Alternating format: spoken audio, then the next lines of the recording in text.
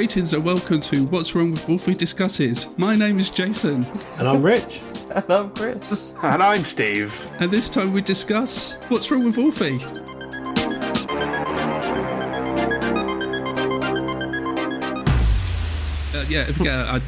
We just tried to do the intro and I just completely forgot to say my name. I completely forgot my name was Jason and just blanked it out. So if you're wondering why we're all laughing, this is why, because I just made a fool of myself once more. But yes, welcome to What's Wrong with Wolfie Discusses. We discuss ourselves. This is like a bridge episode between the old series and the new series of What's Wrong with Wolfie. And the plan here is to have a look back at the last 2 years of the podcast, tell you some stories and how we found going back and going through the 90s as we did, how we winged it, probably still are, aren't we, at the beginning, how the Just podcast... making it up as he goes along. Yeah, man. How the podcast evolved to where it is today. What did we rediscover or realise what wasn't so good thanks to the power of nostalgia, and some of our favourite guests before we let you all in on what's next for us, including the new format of the show, the new logo and music and more. So to start, I want to talk to Chris. From all of us, I think you went on the biggest journey as you were totally new to podcasting. And what was going on in your head when you got that message from Rich? Too much. Gonna get emotional, I know. It wasn't emotional. It was just a bit like, okay. And then I was unsure. I had no equipment. Like, my first few recordings were through my headphone mic.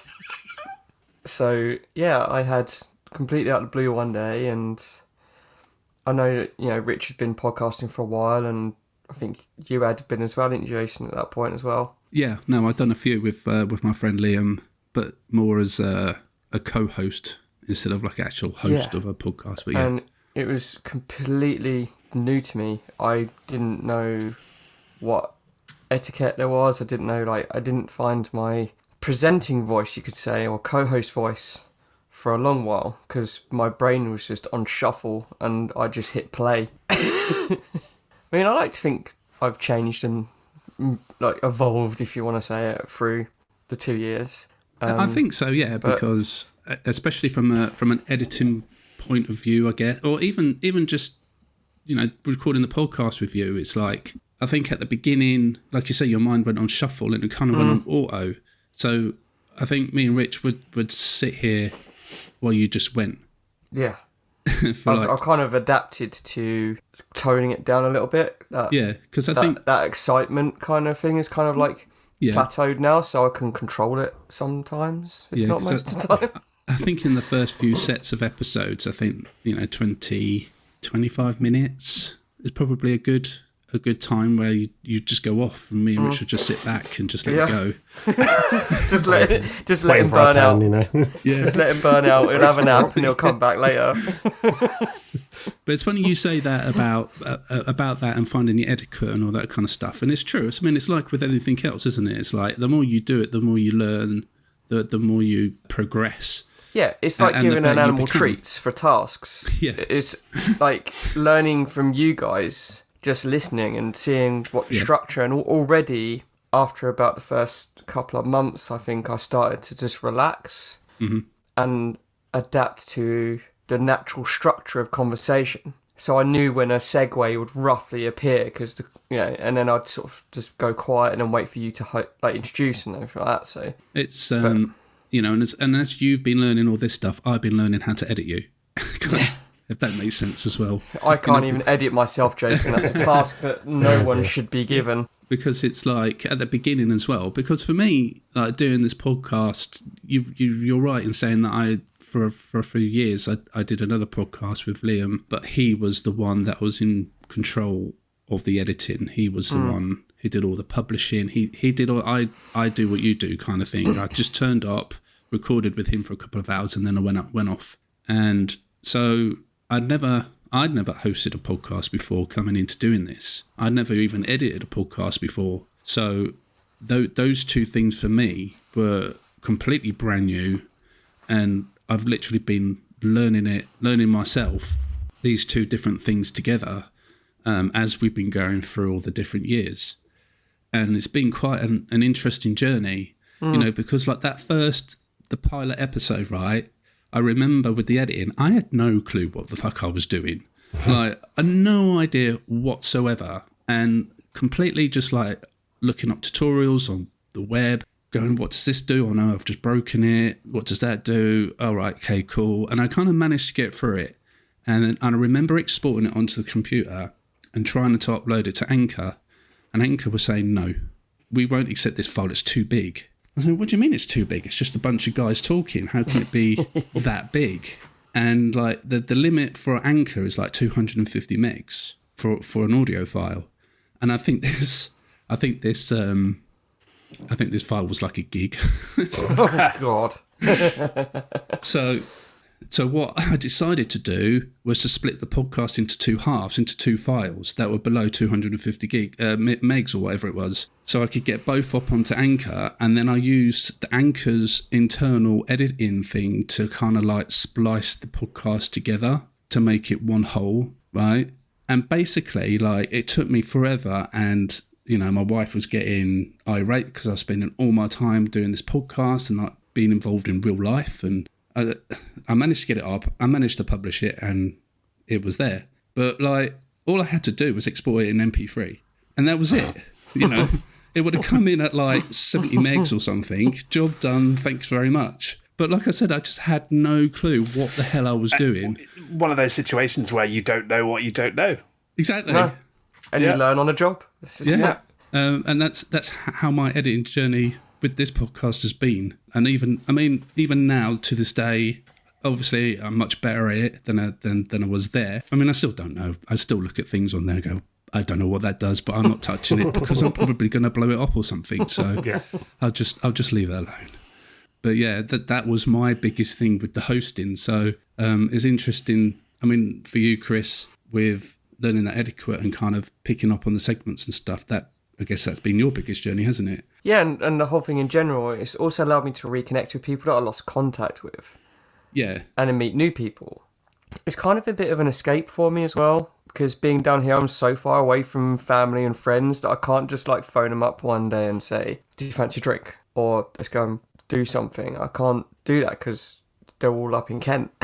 So it allows me every week or two to break that routine up and connect with people and just talk about stuff.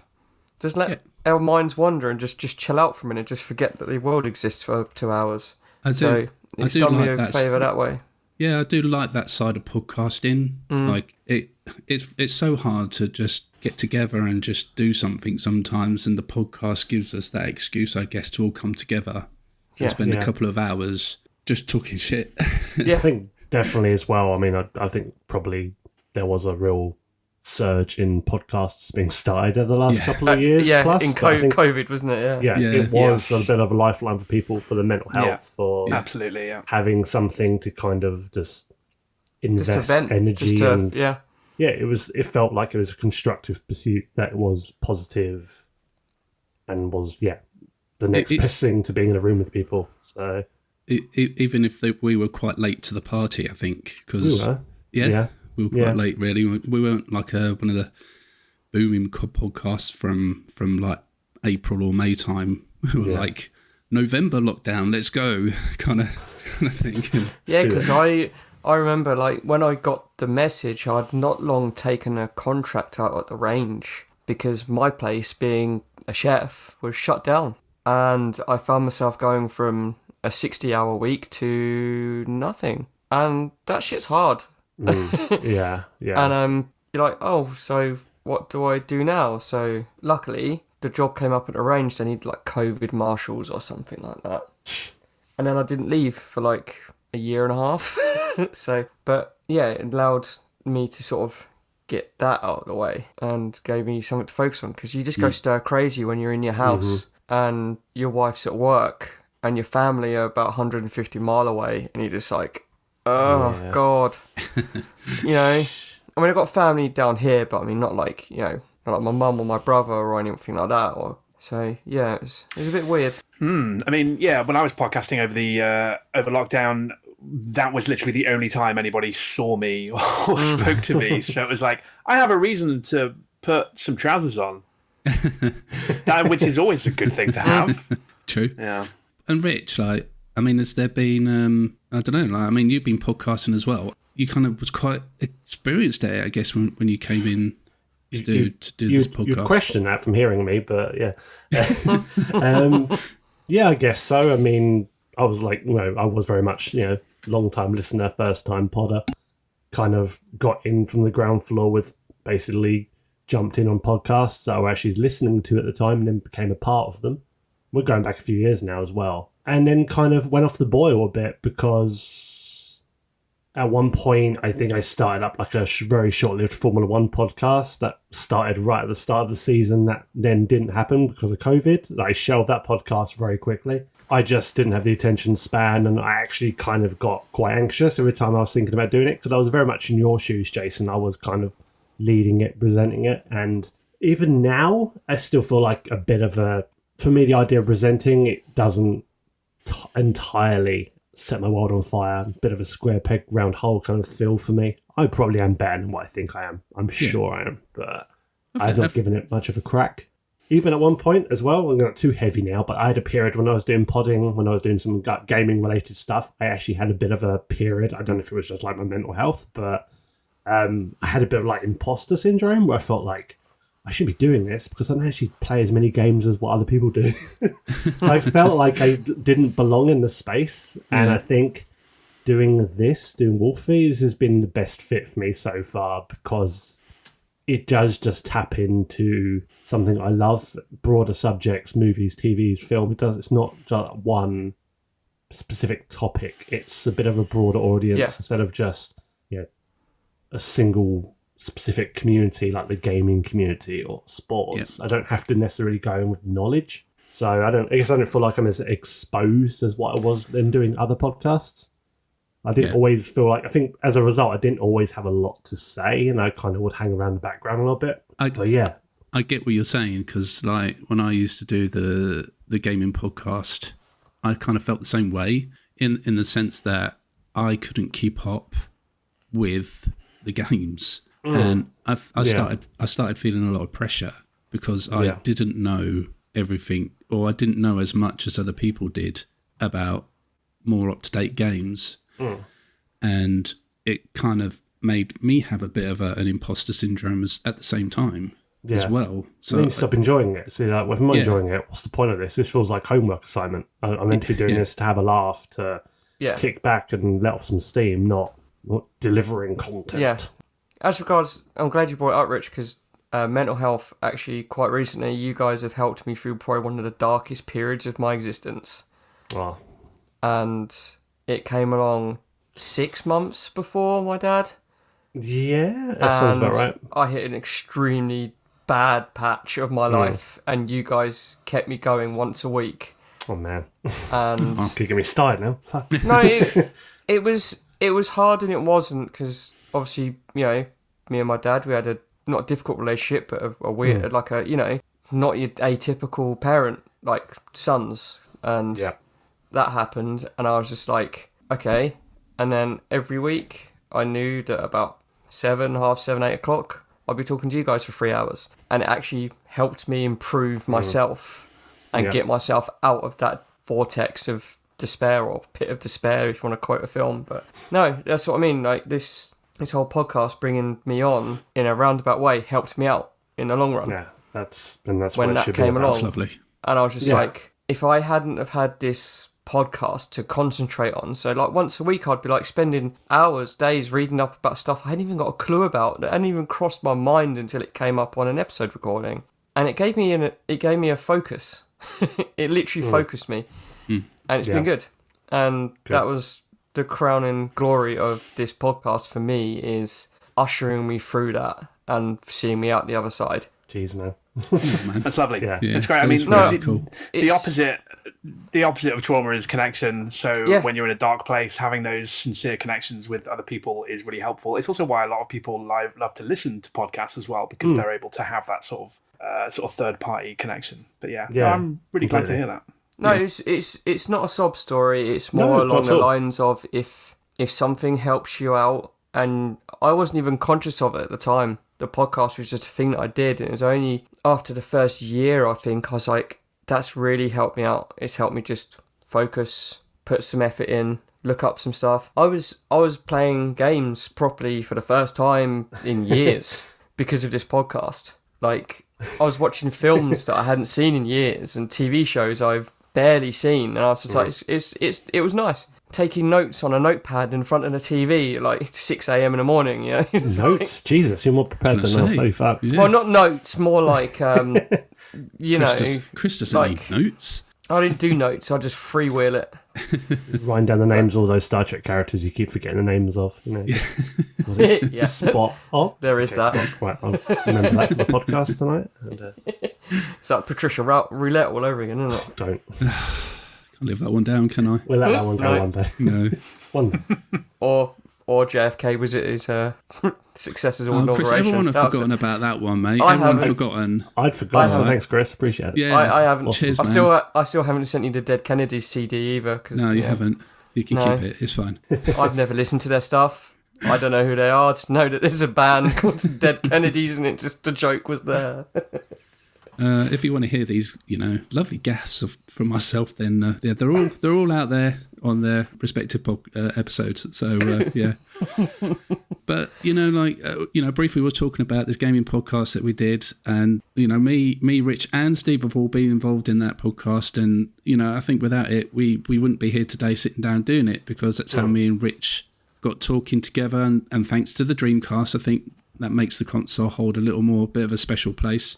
Oh yeah, And for me, I'd say because so. it was the Dreamcast that me and Rich connected over through the WhatsApp group, Yeah, and you kind of helped me to modify my Dreamcast and things. And then you were the first person I thought of when I had this idea for this podcast. I kind of knew that you'd be the perfect fit, and we seemed to get along together quite well. And I remember we met up right. on Yeah. all right. a couple of fights we had at the yeah. time. Yeah, a few punches thrown, but we got past it.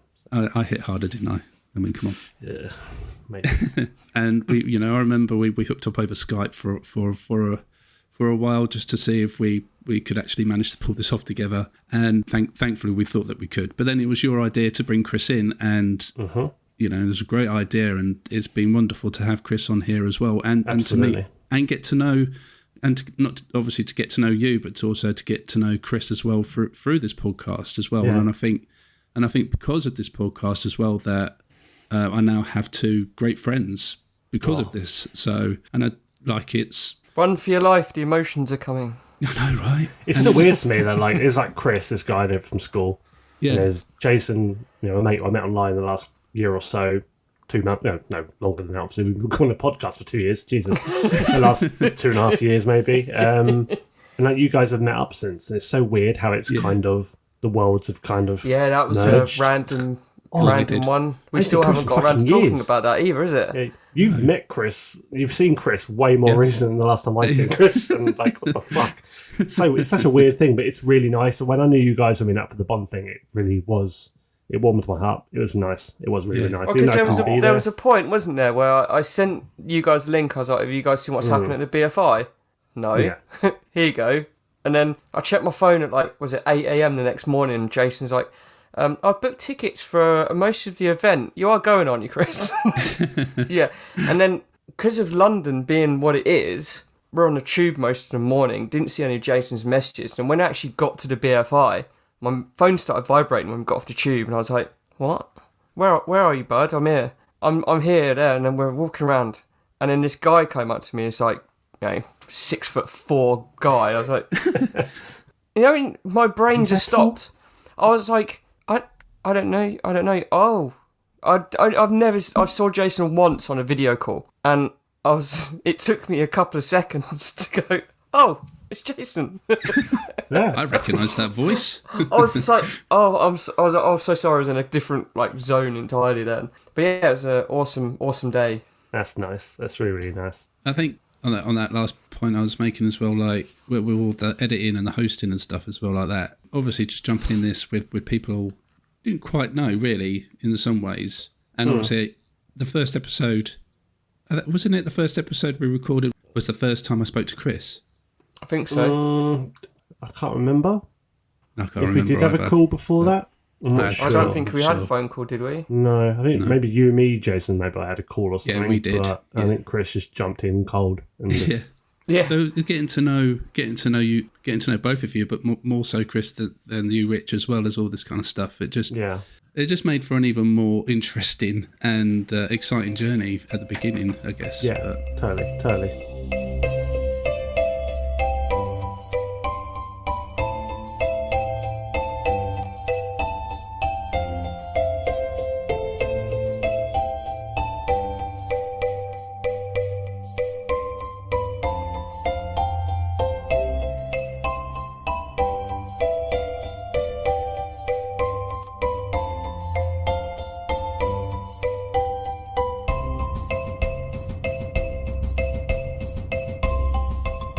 We've touched on some of those bits about rediscovering things as well as we've gone through the 90s. And I think this has been one of the other great aspects of doing this, like going back and rewatching some of the films and TV shows and even the video games and kind of remembering these films. Like we've always gone, oh yeah, this film was great, and when this film came out it was wonderful, and this has been an all-time classic and everything. And some films always will be embedded in our heads, like Jurassic Park, for example, will always be there. But there was a lot of films and other things that we covered that wasn't always necessarily forefront of our brain. So coming back and rewatching some of these things, it was so exciting to revisit some of these things and remember how great these things were or not necessarily. And I just want to ask you and Chris, what was one of your biggest rediscoveries of us going through the 90s? I'd almost say, I think for me, it'd probably come down to a single film. A film that was always kind of at the front of my mind as being great, but I hadn't watched it in the longest time. And I'm talking it probably wasn't VHS. And it's really bad, I know, but that would have been Batman Returns. Because I watched that one afternoon before we were recording that evening, and I always have the 89 original fresh in my mind. I watched that so much more. And I actually didn't remember just how bloody good Batman Returns was. I'd put it ahead of the 89. In my mind, I always thought that was the best. Finally. But I'm like, damn, this is so bloody good. Yeah. And I can either take or leave Tim Burton when he kind of goes full Tim Burton, and it is very dark, fairy tale Tim Burton, but it's just done to the right amount that it doesn't kind of drive me away. Danny DeVito is incredible. I forgot how much Michelle Pfeiffer just owns that movie.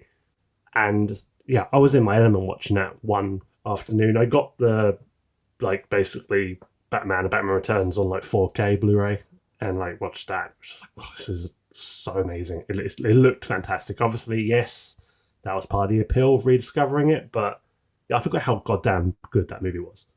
And I knew you was going to say this film. Yeah, I've rewatched it a couple of times since we recorded. Actually, it's actually become a bit more of a regular thing now. Yeah, it was a revelation, but it wasn't. It wasn't a film I underrated or didn't like at the time. I was very much, had a high opinion of it, but I think I probably didn't watch it as much as I thought I had, if at all. Again, like I said, probably went back to VHS. That was the last time I properly watched it. Maybe once on TV, don't know. But yeah, it's a cracking film. I'm so glad you chose Batman Returns, because I've always championed Batman Returns. It's just, Michael Keaton nails the role. The smarminess of his Bruce Wayne from the first film is gone, and now you've got a really sincere performance from him. And it's just an electric movie. It's visually stunning. And the party scene as well between Keaton and Pfeiffer, when they kind of that dual discovery of who the other is. And you've got that lovely burst of colour that Tim Burton teases. He teases all the way through his films. You're gonna see a bit of colour, and all of a sudden it's boom, this massive ballroom scene, bright colours and everything. I was like, wow, and it's just beautifully done, and the chemistry between Pfeiffer and Keaton is just off the charts. I don't think to this day seen a villain in a film so disgustingly vile yet charming as Danny DeVito's Penguin. So good. Oh. But no, I'm really glad you chose the film, Rich. It's a vivid memory in my head of when you were talking about Batman Returns on the show, and the words that you were saying, and how very rejuvenated about the film. it's still fresh memory in my head, and that's saying something because I am quite a forgetful person. So yeah, so I think it just kind of, for me, I think the longest time it just lived in the shadow of the 89 one, because that was like the pivotal, like, oh, you know, that was the Tim Burton one, or Jack Nicholson, blah blah blah, and it kind of almost gets a bit maligned because of it. You don't really think about the sequels much. No. Yeah, you get the dads, you know, jerking it to Michelle Pfeiffer's Catwoman. Yeah, that's where a lot of the excitement stems from, but it's a really bloody good film under that. It's a lovely little movie. Absolutely. It's a Christmas film, 100%. Yeah, and yeah, no, Richard reappraised it. It has kind of slotted itself nicely in there now, so it sits in, you know, comfortably with Die Hard and Muppets. So yeah. Perfect. Chris, what about yourself? Was there a film or a TV show or something that you rediscovered? Not so much film and TV, but my interest in gaming has kind of increased a little bit. Cool. So I kind of lost that for a while, quite a few years actually. And talking to you guys and your enthusiasm about games and new games and old games has kind of reignited my interest in gaming. Not career gaming. I've never been a career gamer. No.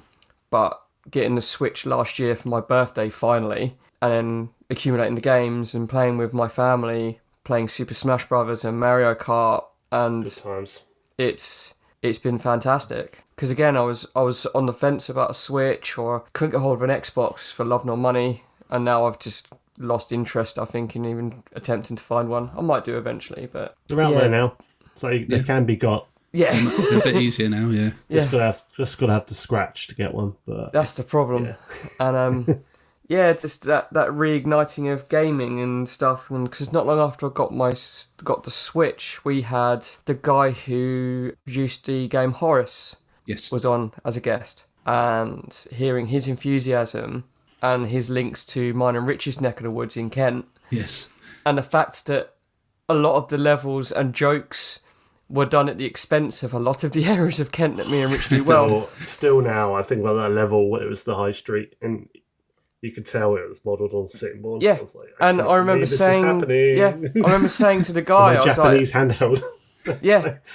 Just and I was playing the opening level, and he was talking about this sunken warship just off the coast that's still got live ammunition. I remember asking him outright. I said, "That's the Richard Montgomery, right? Just off the coast of Sheppey." And he's like, "Yeah, I grew up in, was it Laysdown on Sheppey or something like that?" I was like, "Okay, that's weird." Like, that's right. Literally, me and Rich could have literally thrown a stone over the river to where we lived, and having that little connection was kind of like a nice little like lightning bolt. I was like, "Oh, give this game a look." I think I downloaded it and played it before we had him on, and I haven't completed it, but having the people on who have produced games or do a lot in the gaming circles has kind of reignited that urge to get out there and look at games again and start gaming again. And it's a good time to do that, you know, because it's a completely different landscape to what it was before, especially in the indie scene. Because literally, let's say that, yeah. There's so many games that you can just pick up and play for a couple of hours, and then you finished it, and it's a lot more accessible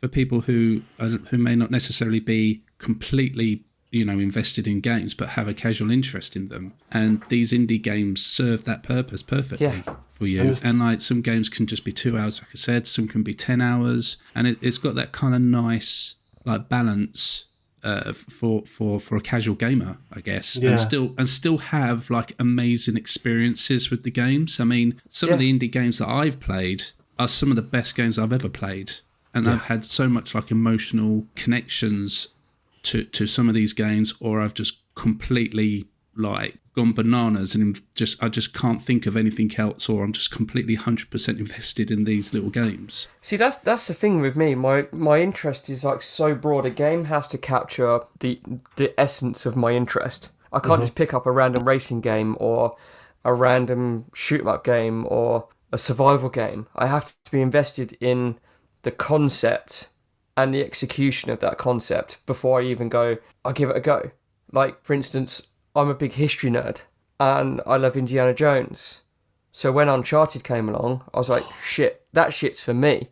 I was like, fucking yes. Like, Naughty Dog, you are amazing bastards.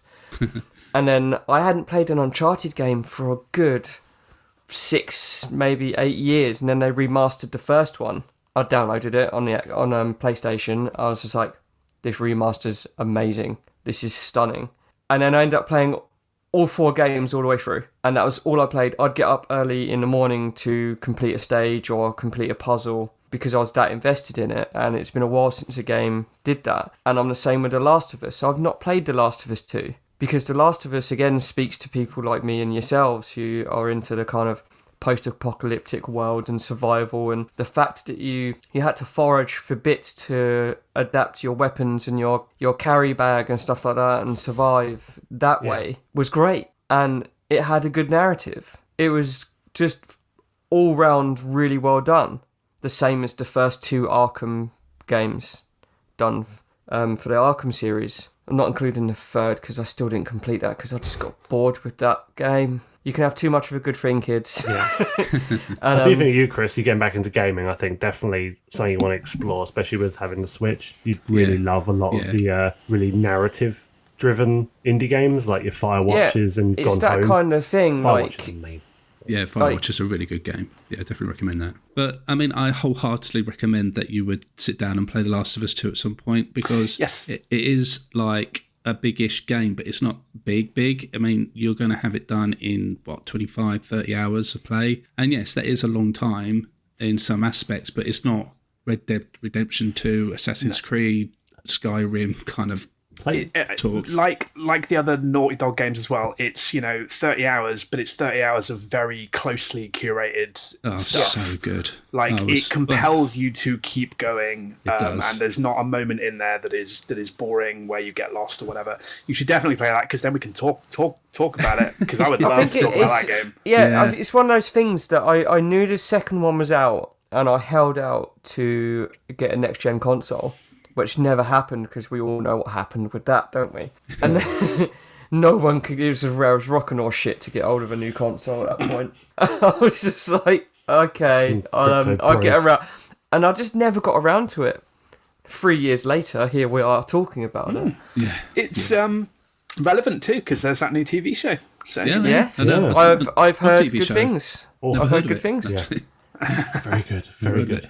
So for me personally, the thing that I rediscovered mostly, I think, was the Truman Show, because I kind of forgotten a lot about the film and the messages that were in that film, kind of thing. I kind of like look back now and go, yeah, that was a good film. I really like the concept of like this man or this person growing up in front of a TV audience. What a cool and unique idea. And then that's just what I had left in my brain because I hadn't seen it in 20 years. And I kind of forgotten a lot about it. So then when I sat down and I watched it in preparation for the podcast, and I just remember sitting there like completely glued to the screen for the entirety of the film, like, and just being kind of being wowed again by everything, really, from all the great acting. And like I remember saying on that episode, I feel like it was one of Jim Carrey's best performances in a film.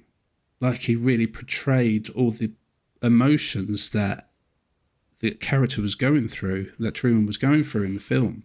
Yeah. And it all just came out onto the screen and into me. And like, even now, like it just a brilliant film. And like seeing like the way that they tried to keep the outside world out from Truman, and like the actor who played the dad of Truman coming in, and like you put yourself into his shoes and like into that actor's shoes and go, well, that actor, was pretending to be Truman's dad, but then he kind of brought him up in the show.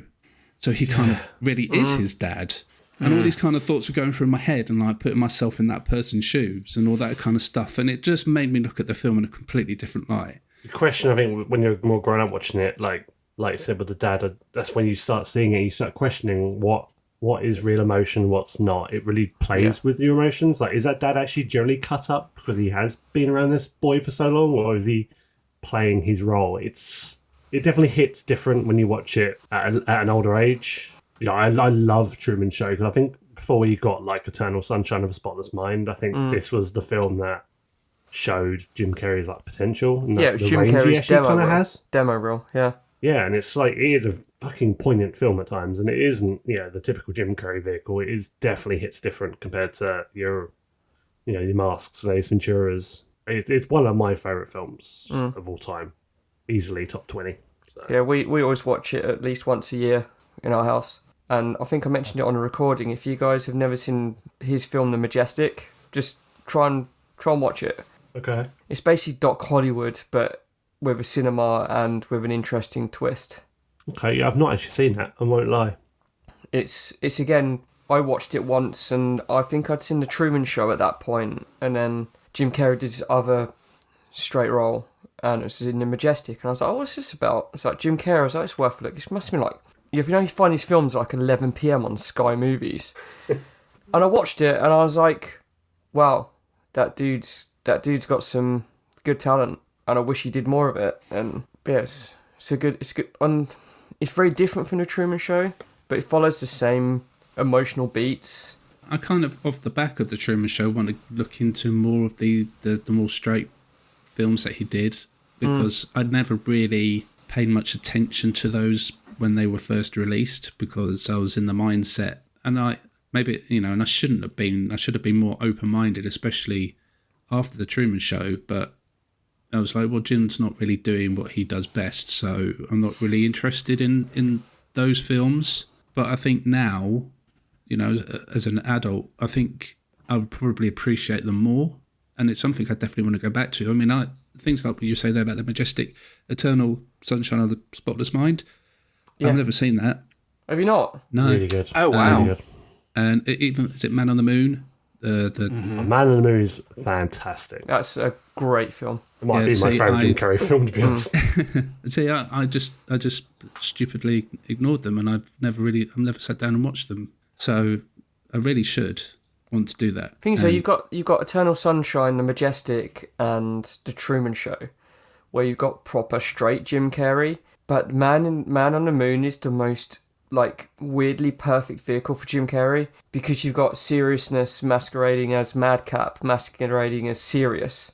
It's a really weird sandwich of ideas and themes played around with, and the tormented Andy Kaufman, and it's just, so the documentary about the making of that is probably even better than the film. Yeah, I actually watched that about 2 or 3 years ago. I think I watched that, and I was just like, "What is going on?" Like, so good. It's so good. Well, let's just have a quick talk about some of the guests that we had on over the last couple of years before we move on to what's coming for us in the new series. And we had some amazing guests. I mean, every person that we had on was amazing. Like, just the fact that they agreed to spend some of their time with us to record on our show was just amazing.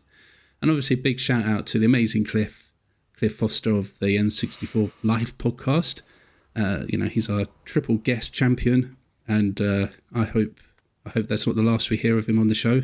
I'll definitely make sure. I will try and get him back on. I'm sure he'll say yes. But yeah, big shout outs to Cliff. Thank you to all the support that he's shown us by coming on and chatting shit with us. Big shout outs to Cliff.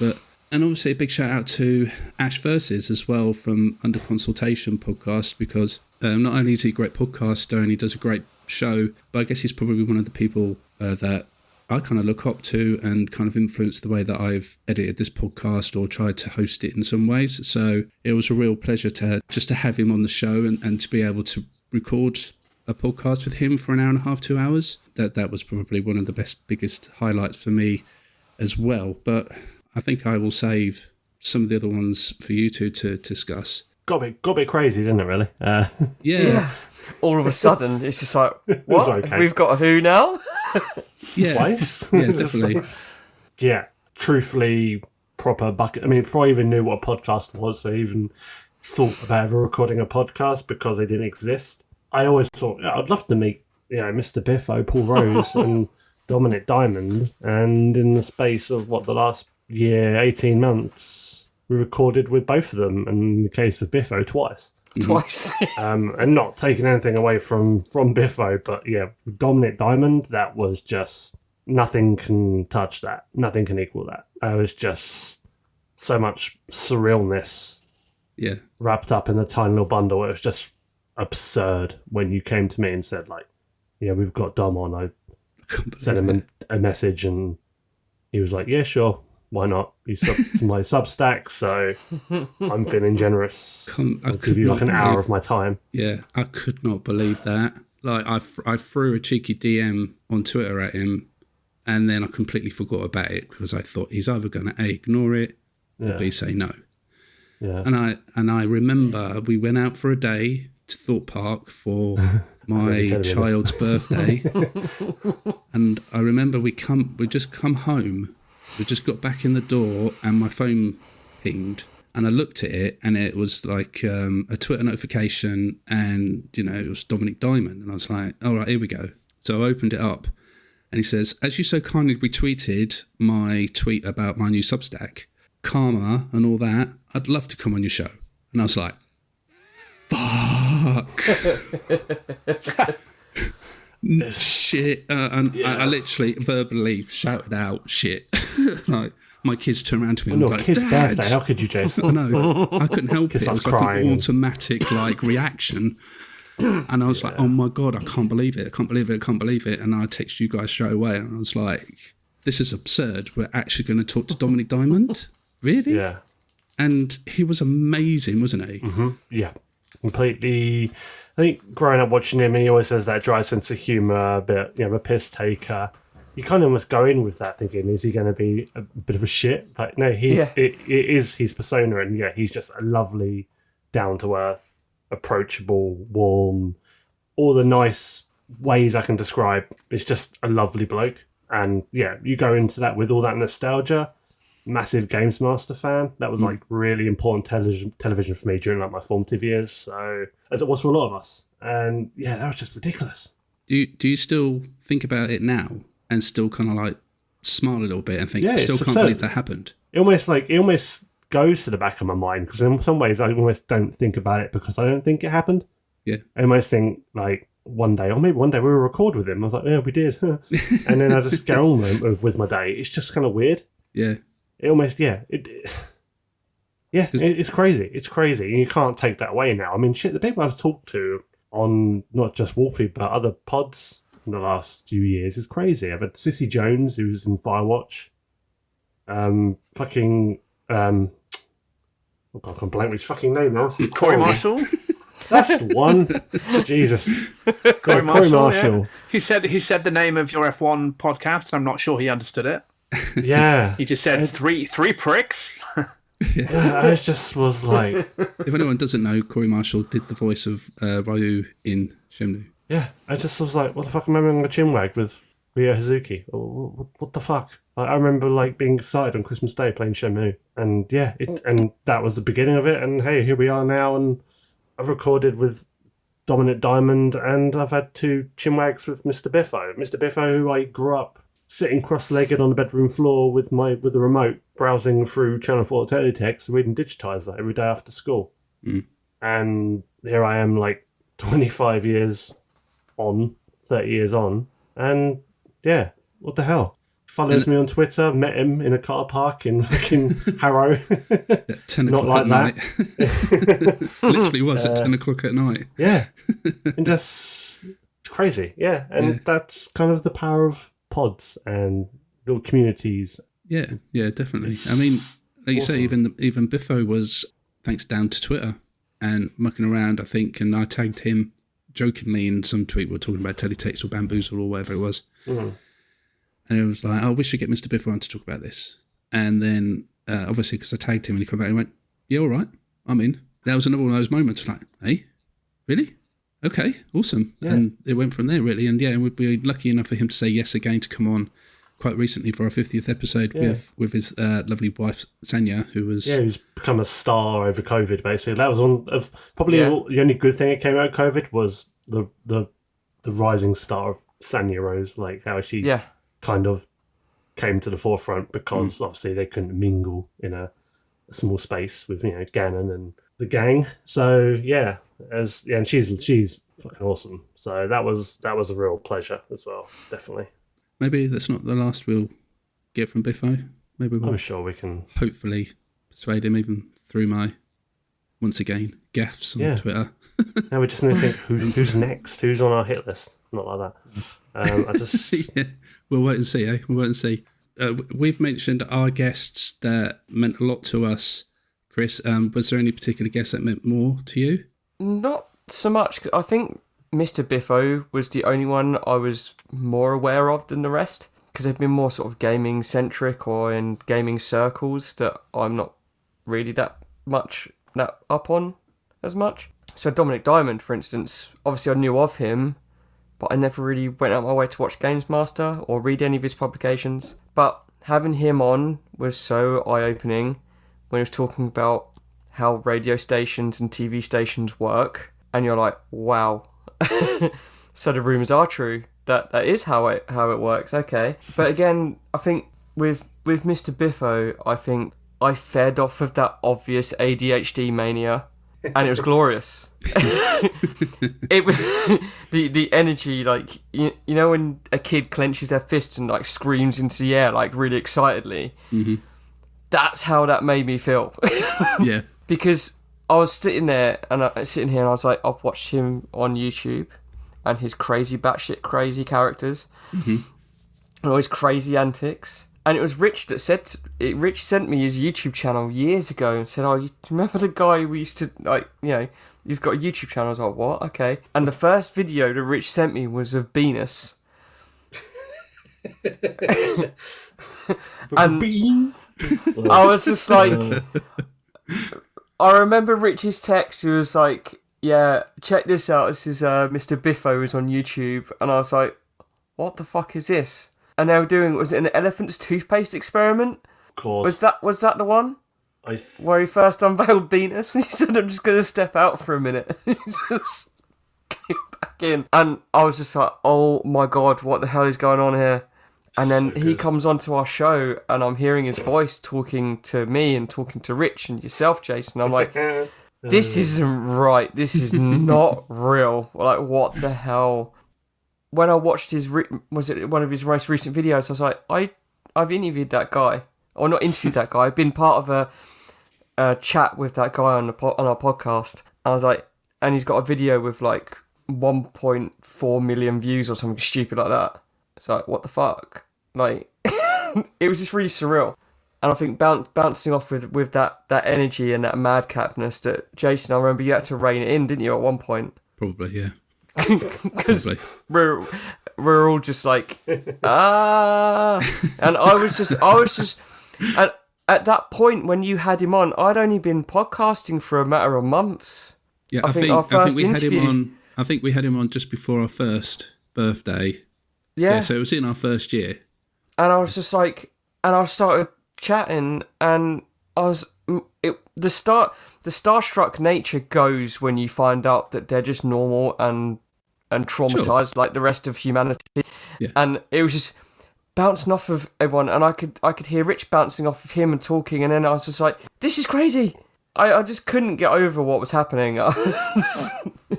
Yeah, I think that's just the crown and glory so far, I think, of guests that I've been more aware of, because the other guys I wasn't really that aware of or conscious of. No, Mr. Biffo, you're awesome, dude. So thank you so much for coming on. Just thanks for everyone else that's just come on, and I will leave like just the one crowning glory from Jim Miskell from the GoldenEye mockumentaries with the whole CGI sandwich story was just... Yeah. I will say as well, one thing I better not forget, like for me, probably the biggest highlight with Dominic Diamond, going back to him for a second, was the fact he did a read of an audio of an intro that I wrote. Yes. And complimented me on how accurate it was, and read it like he would on Games Master, and I was like, oh shit, that was a moment. I remember him. Yeah. Yeah, because I remember his reaction after he read it, and he just went, he was just like proper Dominic Money. He went, fucking hell, that was just like back in Games Master days. Yeah. You know? Yeah, I think it blew him away as much as it did me. Yeah. Because he had wait a second, that flowed. I never, got off the bike. He just like totally did it without missing a beat. And I was just like, oh my God. Yeah, because he said like, oh my God, it felt like I was back in the Games Master studio reading, an outro for the show. That was lovely. Yeah, definitely, mate. That's I was so pleased for you when that happened. And he said that afterwards. Very pleased for you, man. And that's why we put it on the end of every episode. since then, and this time will be the last one, unfortunately. Okay. He won't be making a return after this one, so sad times. But, you know, all good things come to an end, I guess.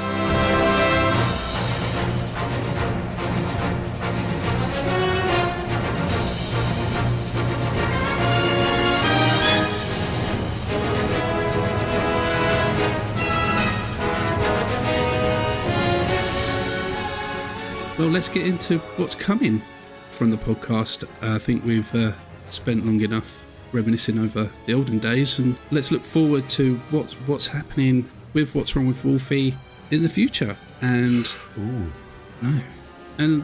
although we're still going to be covering 90s pop culture, films and TVs and video games, we're also broadening out, and we're going into the 80s and the zeros. And one of the reasons was, well, because we've done a lot of 90s stuff, obviously going through the whole decade, and there's lots of stuff that we want to talk about that was in the 80s and the zeros as well. So broadening out to these decades was a no-brainer, really. Just for those two reasons. A, to be able to talk about the great films and TV shows of the 80s and the zeros, but then also, you know, it's a bit more fresh for us and hopefully you, the listener, because it won't literally just be us trying to repeat the same stuff. And I know we've missed quite a lot of important stuff from the 90s, you know, whenever we talked about The Matrix, and other films and TV shows from the decade that we're definitely going to be covering in the future. But for us now being able to go into these decades and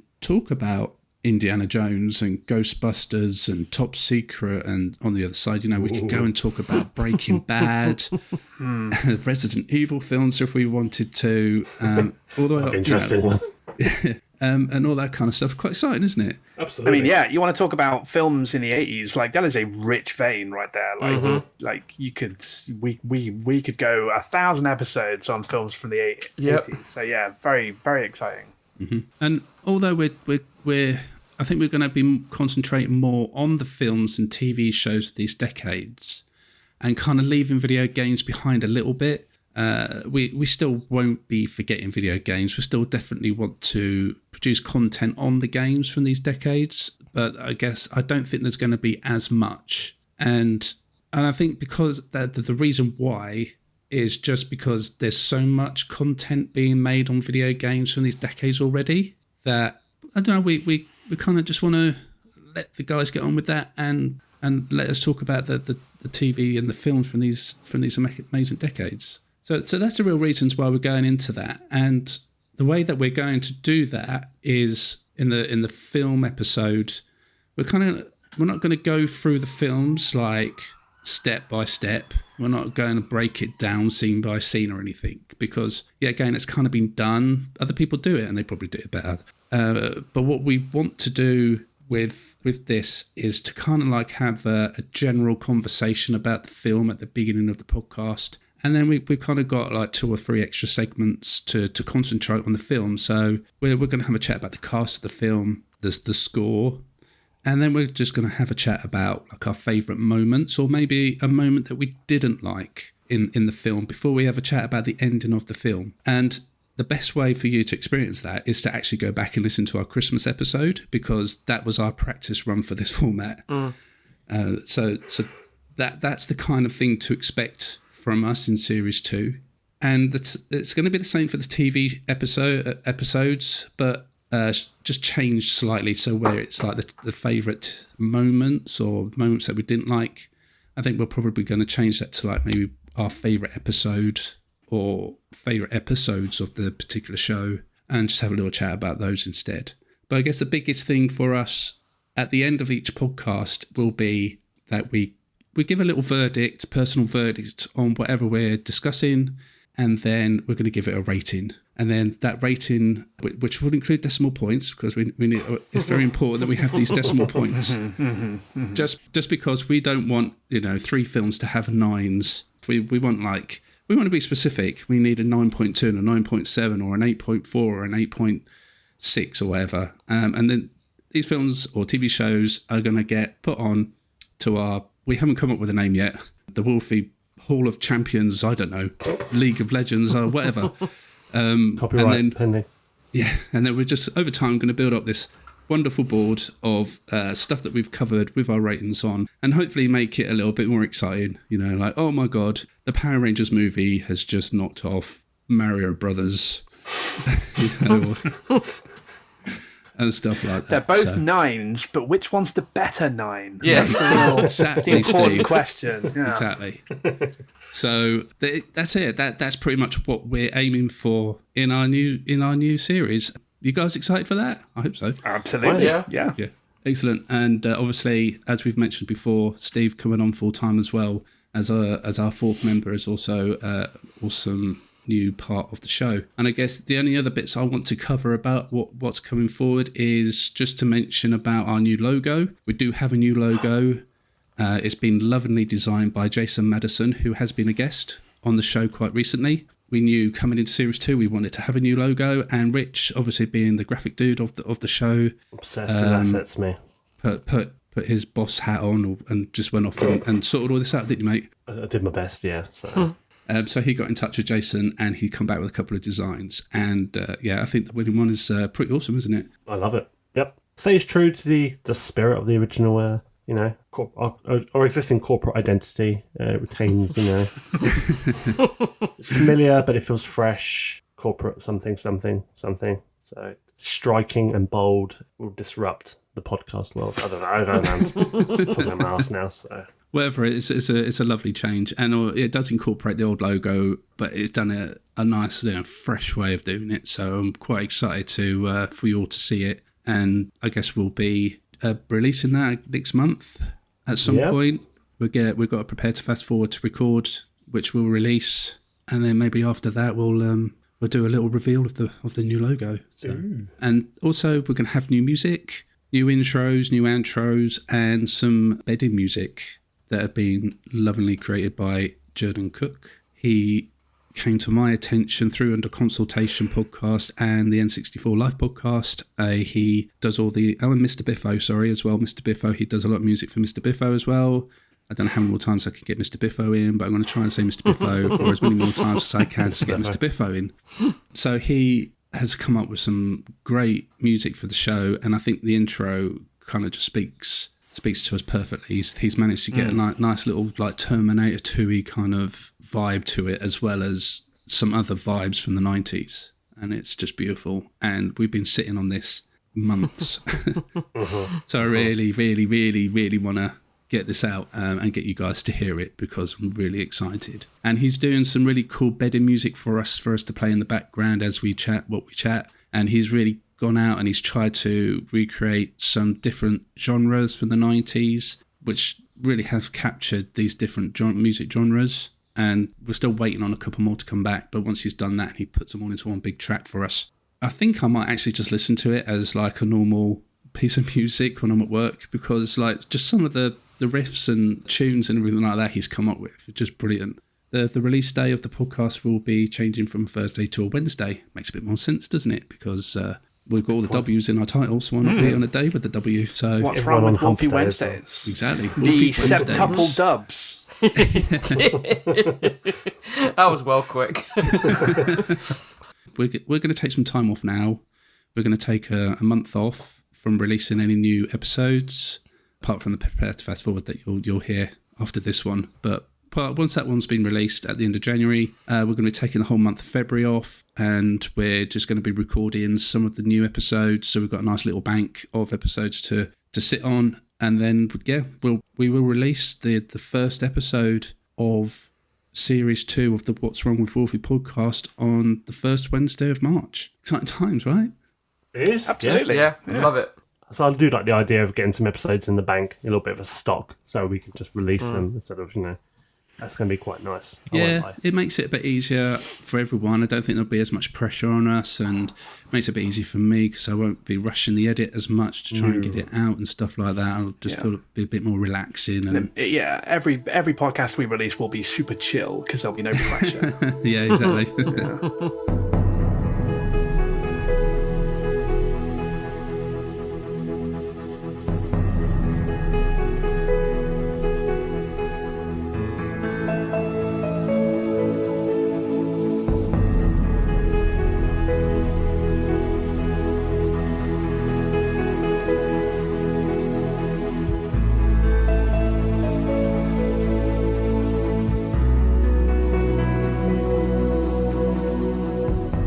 all I've got left to do is to finish one last segment that we used to do that we kind of abandoned because I don't really know why. It was a bit of fun, and I don't know if some long-time listeners might remember it, but we did used to do a game on this show called the Awards Game, and I believe, I don't know, I can't remember what the score was, guys. Come on. I mean, it was ages ago. No idea. 4 apiece. I think it was 4 apiece. I think for the sake of drama, let's tie it. I'm going with 4. I'm going with 4 each. 4 to Chris and 4 to Rich. So it felt necessary, mandatory, that we had to finish it. We had to have a closure to this epicness. So we're going to have one last quick blast of the awards game.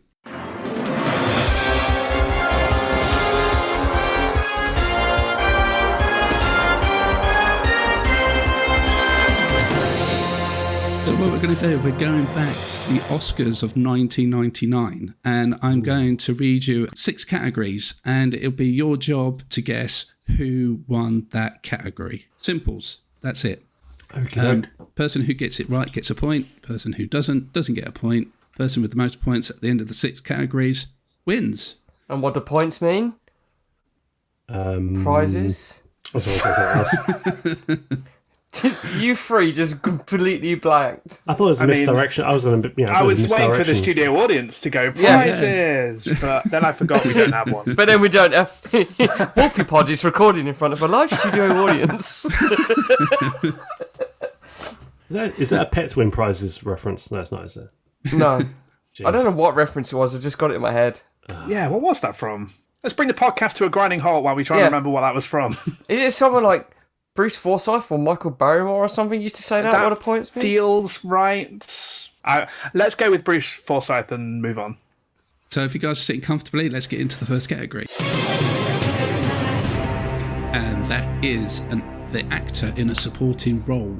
And the nominations were Geoffrey Rush for Shakespeare in Love, Billy Bob Thornton for A Simple Plan, Robert Duvall for A Civil Action, James Coburn for Affliction, or Ed Harris for The Truman Show. What's the first one again? Geoffrey Rush for Shakespeare in Love. Yeah. I feel like it's Geoffrey Rush. I've got a feeling it's Robert Duvall. Well, at least we're going for different ones. That's good. Yeah. Tension. Okay. So we're going for Rush. Right, Rich is going for Geoffrey Rush, and Chris is going for... It's got to be Robert Duvall. It's got to be one of the most obscure things. These quizzes never go my way because I aim too high. If I aim low about the film that I've never heard of, the most Oscar baity sounding film, it's going to be that one. Sure. Okay. Well, the winner was James Coburn. Oh, you're Affliction. 0 points each. I can kind of remember why we may have stopped doing this quiz. All right, let's go for actress in a supporting role, shall we? And we have Rachel Griffiths for Hilary and Jackie, Brenda Blethyn for Little Voice, Lynn Redgrave for Gods and Monsters, Judi Dench for Shakespeare in Love, or Kathy Bates for Primary Colours. Why do I feel like it's Brenda Blethyn? I was thinking about that one, but I'm going for Brenda Blethyn. I think I'm wrong, but I don't know why. Something about that one jumps out. This is actress in a supporting role. Yeah. Yeah. Yeah, Brenda Blethyn. I want to go Rachel Griffiths just for a laugh. Okay, locked in? Yeah. Locked in. What can we lose? Your pride. Nothing. Well, the winner was Judi Dench. Oh. No, Judi. Judi Dench, still no points on the board. This is gripping. Okay. Third category is Best Director.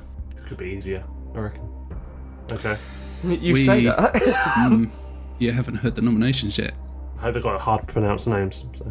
I know, maybe this was the other reason why we stopped, because I could pronounce half the names. Because Jason was murdering the names and the titles of the films. Okay, so the nominations were The Thin Red Line, Terrence Malick, Peter Weir for The Truman Show, John Madden for Shakespeare in Love, Steven Spielberg for Saving Private Ryan, or Roberto Benigni for Life is Beautiful? It's got to be Spielberg, isn't it? Someone's going to get a point now, surely. Because I agree with Chris. I'm torn between Spielberg and Roberto B.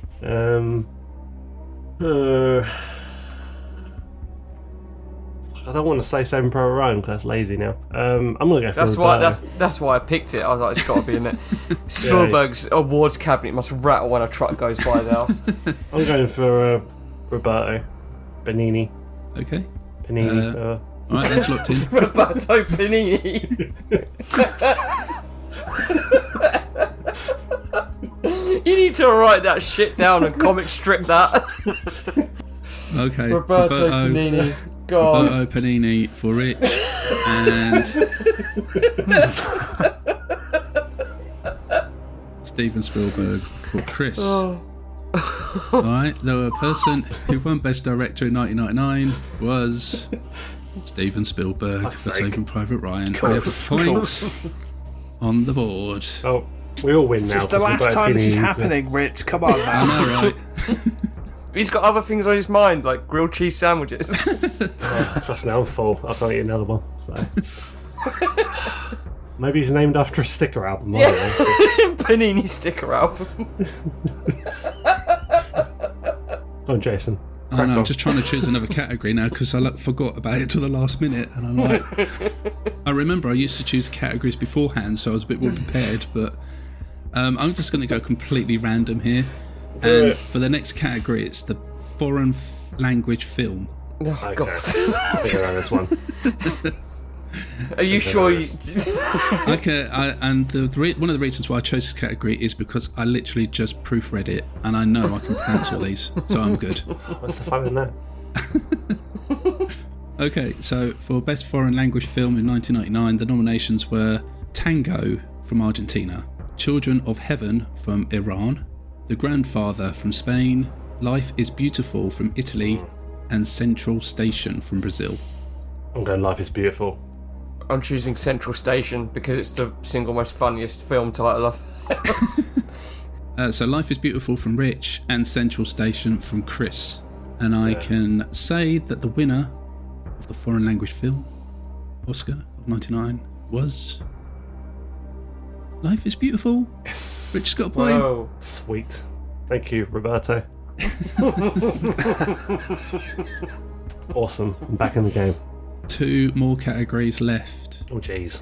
Let's go a bit easier on the next one. Actor in a leading role. So Best Actor of 99. The nominations were Tom Hanks for Saving Private Ryan, Ian McKellen for Gods and Monsters, Nick Nolte for Affliction, Roberto Benigni. God. Panini. God. It's pronounced I'm not going to Panini. say it properly. For Life is Beautiful, or Edward Norton for American History X. Oh. Oh, you throw Edward Norton in there. Wow. I'm gonna say. No, I don't think it was on Tom Hanks. Fucking hell. Shit, I don't know. I don't know if Edward Norton's won an Oscar, is he? I don't think I don't so. think so. No. Would it be as obvious as Tom Hanks? I don't think it is. I'm unsure if Nick Nolte's won an Oscar either. He should have won an Oscar. He should have won an Oscar for Hulk. He was fucking hilarious, isn't he? When he bit into the power cable. Brilliant, fantastic, loved him. And we all know Nick Nolte could probably bit into a real power cable. They just filmed him like on set. Just filmed him being normal. He had no idea it was a film set.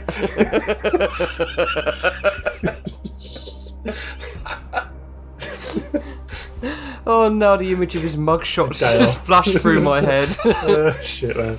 I'm gonna say Nick Nolte because why not? It's funny. Okay. Yeah, Nick Nolte. You're both going for Nick Nolte. I bet we're both wrong, but I hope it's Roberto Benigni.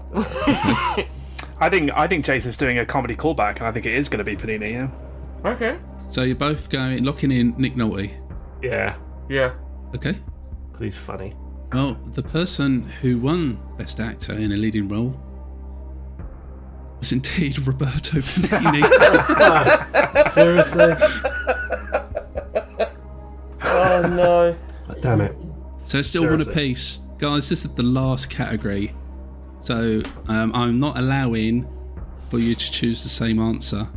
You both need to choose 2 different people.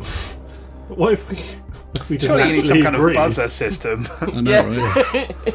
I have to deliberately choose an answer I know is wrong because Yeah. that's not how it works. Look, Steve, I mean, that's the most sensible way of doing this, but I mean, this is not how we did it. This is, Wish we'd thought about this 2 years ago, you know what I mean? Like, this is how we did. This is the ring-in Mickey Mouse kind of stuff that we did, you know. So I'm not changing the format of Just the quiz. loose cannons, man. Exactly, you know. Buzzer, obviously, you know, first person to shout the answer, obviously would have been the better way of doing it, but it's not how we roll here, man. It's not how we roll. Right, last category. Do we want to do buzzers for this one? I mean, someone giving an answer first is effectively buzzing. Yeah, right? everyone just shout. No, but we need to make a funny noise. Come on. Okay. Let's do a buzzer. Come on, I like the idea. What sound is your buzzer? Lack of imagination. Shit. I'm just gonna shout Panini. Here you go. Okay. Who shouts cheer butter? Chris, what will be your buzzer? Here's me going, if this question was asked to me, I'll be going, awooga, awooga. There you go. There you go. Do Look at that. Uranu and Uvavu, do you go? I'm Uranu and Chris is Uvavu. Bit of shooting stars. All right. yeah. Jason, you can do the post on that, right? To make it Ron. echoey and that. Yeah, I could actually. Yeah, I'll do that. Good. Okay. Making note to remember to do that. Okay. So, Rich, you've got Uvavu, is that right? I've got Uranu. Uranu. Yeah. And Chris has got Uvavu, God. right? Perfect. Okay. Uvavu for you, Chris. Urano for Rich. The category is actress in a leading role, and the nominations were Gwyneth Paltrow for Shakespeare in Love. Uranu. I think it's her. I think I'm actually... The buzzers have not been activated yet, Rich. I know, please, right? please Okay, stand down. The judicator has spoken. I'm the quiz ombudsman here. Yes. Kate Blanchett for Elizabeth. Fernanda Montenegro for Central Station. Meryl Streep for One True Thing. Or Emily Watson for Hilary and Jackie. Uranu. I missed it, but it's going to be Kate Blanchett. You didn't buzz, Chris, sorry. No, You've I avoided. didn't buzz. No. Okay. I'm sorry. I'm Yeah. going Okay, for vagina ready? candle lady. After 3, the buzzers will be activated. Okay. Fuck's sake. 1. Are you ready? Yeah. 1, 2, 3. Rich, you buzzed in first. What's your answer? It's Gwyneth Paltrow. Oh no. You're saying confident. Gwyneth Paltrow as Yes. your answer for actress in a leading role in the 1999 Oscars. Yeah. To not only win this round of the awards game, but just to win it overall. I'm Your certain she won it. answer is... Are you building tension? Okay, I'll shut I'm them. building tension. I'm doing a Chris Tarrant thing here.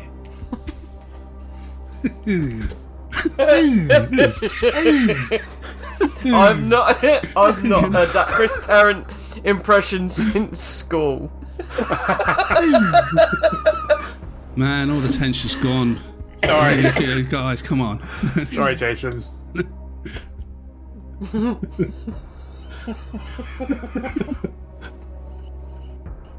Find out next week whether Rich was correct. Oh, God.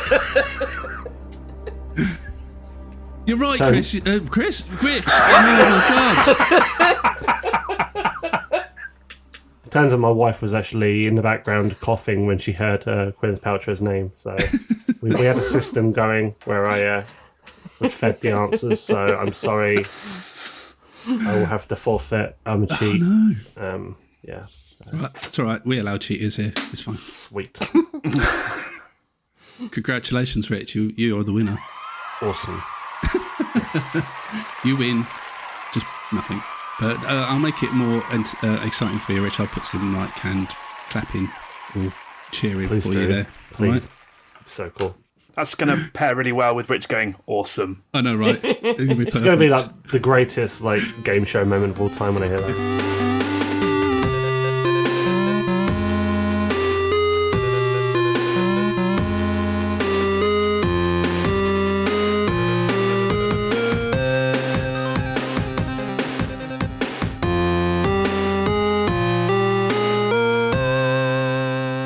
Well, that's your lot for this one, and that's your lot. Shush. I need to finish the damn podcast. That's your lot for this one, and that's your lot for Series 1. That's it, we're done. We're dusted. No more running through the 90s. Nothing. You did it. Achievement unlocked. Well done. I know, well exactly. done. Thank you very much. And thank you, as always, to everyone for joining us. And if you enjoyed the podcast and would like to support us, then we do have a Ko-fi page where you can donate to the show starting from £1. A massive thank you to all who have done so. You're legends. And if that is not right for you right now, you can also support us by giving us a review or rating on Apple or Spotify, where you can find the links on our website. You can also please just pop on socials and just give us a like or a share, retweet, or whatever. That's also very much appreciated. But speaking of the website, go and check it out at thewolfiepod.com. It is home to all our links, back catalogue of episodes, articles, and much more. Chaps, it's time to say goodbye, not only to the listeners, but also to Series 1 of What's Wrong with Wolfie. It's been emotional. Goodbye, everyone, and we'll see you in Season 2. Yeah, we'll see you on the other side. It's been a good couple of years. It's been good. Yeah, listening to you guys chat about the 90s always made me pretty jealous, and now I'm really excited to actually be on the pod, so yeah. Oh, yay! That's really cool to hear, Steve. Thank you. My name has been Jason, and for the last time, Don, it's over to you. Well, that's it for another episode of What's Wrong with Wolfie. The boys are off now to hit the roulette table with Patricia Routledge. See you later.